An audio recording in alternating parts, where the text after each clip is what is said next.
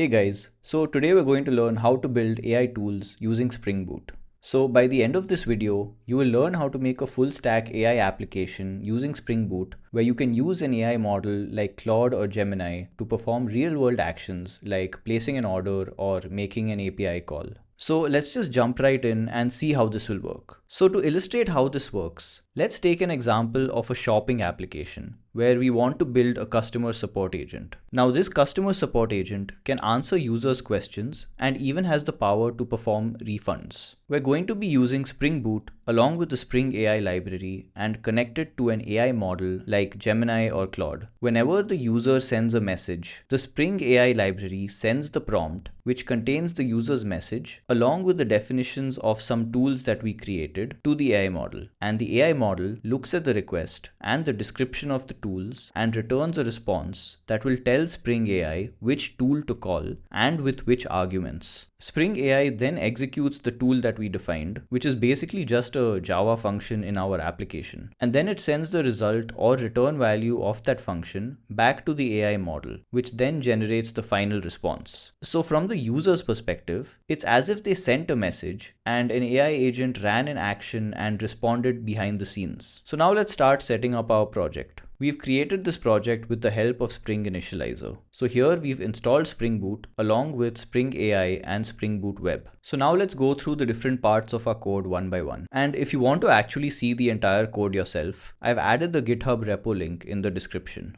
So in this folder, we've just defined a bunch of data models to represent our requests and refund operations. So for example, we've defined a simple Java record for a customer order, which contains an order ID, status, and the amount for which the order was placed. Similarly, we have a process refund request with the order ID and the result of a refund, which contains the success attribute and a message.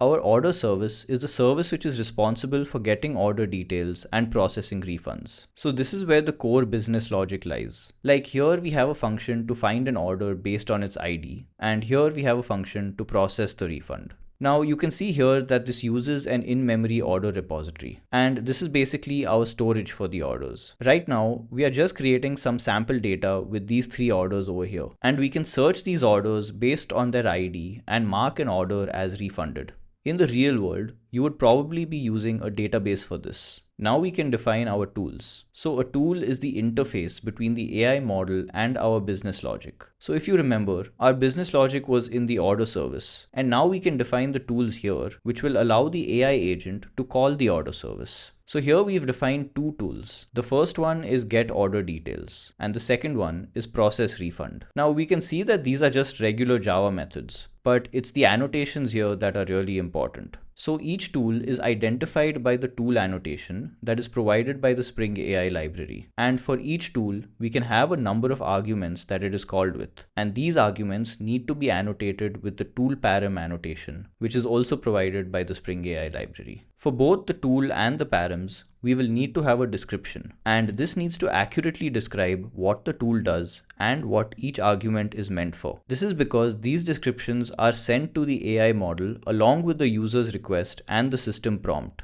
And so it's really important that these descriptions are accurate because this is what the AI model uses to decide which tool to call and with what arguments. After we've defined the tools, we need to connect them to the AI model. So we can create a configuration class called agent_config. And over here, we create a bean that returns a chat client. This chat client takes the AI model and the tools as arguments. So the chat model here would be something like a connection to OpenAI's GPT model or some compatible endpoint from Claude or any other AI model. And order tools is the class that contains the methods with the tool annotations that we just defined.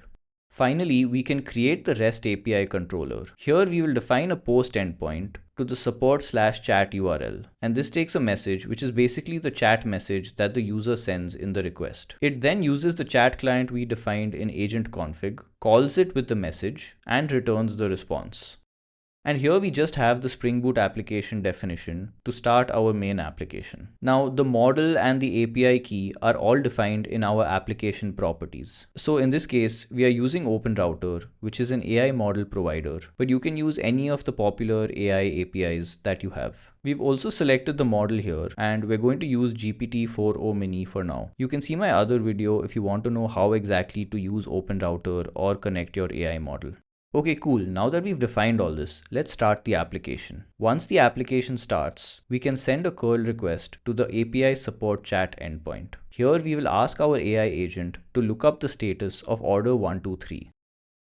Now if you see here, we can see the response of the agent saying that your order with ID 123 has been shipped and the total amount was $99.99. And this is correct. So what happened here was that the AI agent called the get order details tool, which called the order service find by ID method, which went into the order repository and found the order 123, which has the status as shipped. Now similarly, we have order number 456, which has been delivered. Let's see if we can ask it for a refund.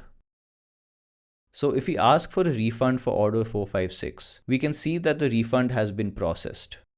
Now, if we try asking for an order ID that does not exist, it should recognize that the order isn't there.